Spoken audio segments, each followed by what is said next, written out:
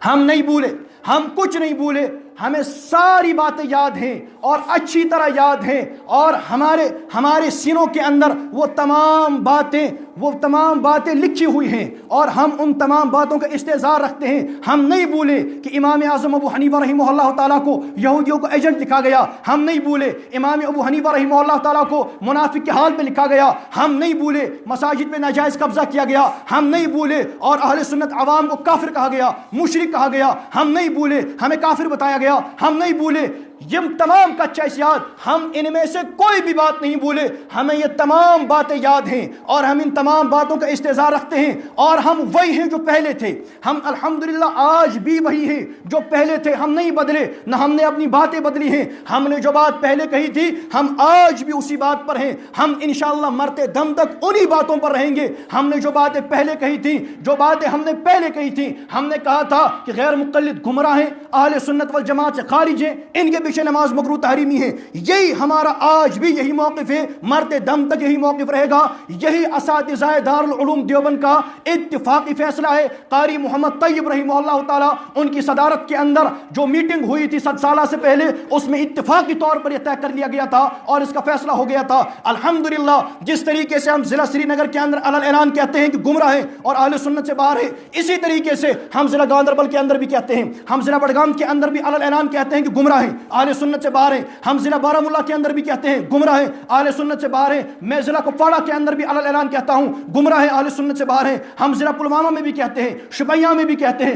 کلگام میں بھی کہتے ہیں، اسلام آباد اننتناگ میں بھی کہتے ہیں، اور ضلع پلوامہ کے علاقہ ترال میں بھی کہتے ہیں، بلکہ ٹنل پار بانہال تک جاتے ہیں۔ ہم نے بحمدللہ تعالیٰ ضلع کپواڑہ سے اور ٹنل تک، بلکہ اس کے پار بانہال تک ان کی گمراہی واضح کر دی ہے، عقائد خبث عقائد کو واضح کر دیا ہے، ہم نے مسائل کے گڑبڑ کو بیان کر دیا ہے۔ بحمدللہ تعالیٰ زبان بدل چکی ہے، بحمدللہ تعالیٰ وادی کشمیر کے حالات بدل چکے ہیں۔ ایک آدمی ہم سے 1000 اختلاف رکھ سکتا ہے، لیکن اس کا انکار نہیں کر سکتا ہم سے کئی ایسے آدمی ہیں جو مجھ سے 1000 اختلاف رکھتے ہیں، لیکن اس بات کا اقرار کرتے ہیں کہ فضا بدل دی گئی ہے، فضا بدل دی گئی ہے، فضا بدل دی گئی ہے، لوگوں کی زبانوں پر تالے چڑھ گئے ہیں۔ آج ایک آدمی جس طریقے سے پہلے ہم ان کو کہتے ہیں ذرا آ جاؤ، جس طریقے سے پہلے امام ابو حنیفہ رحمہ اللہ تعالیٰ پر سٹیج لگا کر تبرہ کرتے تھے، آج کر کے دکھا دو۔ جس طریقے سے پہلے کفر شرک کے فتوے لگایا کرتے تھے، آج لگا کر کے دکھاؤ، نہیں کر سکتے۔ بحمدللہ تعالیٰ فضا تبدیل کر دی گئی ہے، بحمدللہ تعالیٰ فضا تبدیل کر دی گئی ہے،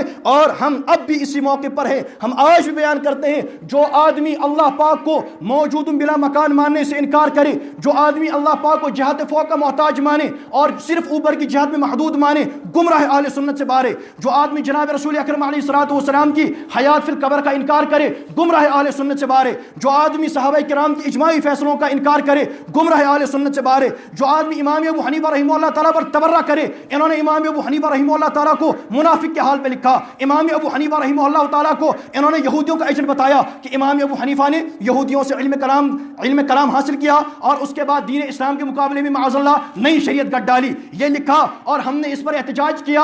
ہم آج بھی اس پر احتجاج کرتے ہیں۔ آج کے دن تک ان کی قیادت نے اس سے اعلان برات نہیں کیا، چھوٹے چھوٹے لوگوں سے کہلوایا کہ جی ہم نہیں مانتے، قیادت خاموش ہے، نہیں کہتی ہم نہیں مانتے۔ جب تم نہیں مانتے کتاب لائی کیوں تھی، اس پر لکھا کیوں تھا؟ ہم نہیں بھولے۔ لوگ کہتے ہیں بھول جاؤ، چھوڑو، کیسے چھوڑے؟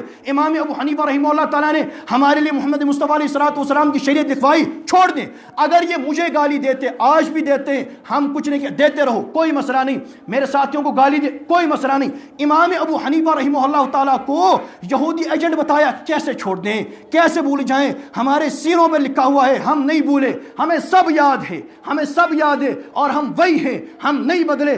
جب تک اس کتاب سے، ہم آج بھی کہتے ہیں، یہ بات میں کئی سالوں سے کہہ رہا ہوں، جب تک اس کتاب سے اعلان برات نہیں ہوگا، جب تک اس مصنف کے خلاف فتویٰ نہیں دیں گے، اس سے اعلان برات نہیں کریں گے، جب تک اعلان تحریری طور پر اس سے معافی نامہ شائع نہیں کریں گے، ہم کہتے رہیں گے تم گمراہ ہو، تم اہل سنت والجماعت سے خارج ہو، اور نعرے لگاتے رہیں گے۔ کہتے ہیں جی یہ سٹیج پر نعرے لگواتا ہے، گمراہ اور گمراہ کے نعرے لگواتا ہے، بالکل لگاتے ہیں، الحمدللہ لگاتے ہیں، بفضل اللہ لگواتے ہیں، اور لگواتے رہیں گے۔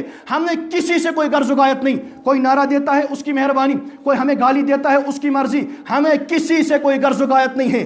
ہم جو بات حق سمجھتے ہیں ہم کہتے رہیں گے، کہتے تھے، کہتے ہیں، کہتے رہیں گے، ہم آگے چلتے رہیں گے۔ اور صرف جلسوں میں نہیں، مساجد میں، مراکز میں، مدارس میں، خانقاہوں میں، بازاروں میں، ہر جگہ کہتے رہیں گے تم نے امام ابو حنیفہ رحمہ اللہ تعالیٰ کو یہودی ایجنٹ لکھوایا ہے، یہاں کتاب لائی ہے، اس پہ اپنے مکتبے کا نام لکھوایا ہے، اس کو تقسیم کروایا ہے، ہم کیسے بھول جائیں؟ تم نے امام ابو حنیفہ رحمہ اللہ تعالیٰ کو منافق کے حال میں لکھا ہے، کیسے بھول جائیں؟ نہیں بھول سکتے، ہم نہیں بھول سکتے، ہمیں یاد ہے۔ اور اس کے بعد بھی تمہارے عقائد خراب ہیں، تمہارے مسائل خراب ہیں۔ قرآن پاک کہتا ہے ما کان اللہ لیذر المؤمنین علی ما انتم علیہ حتی یمیز الخبیث من الطیب۔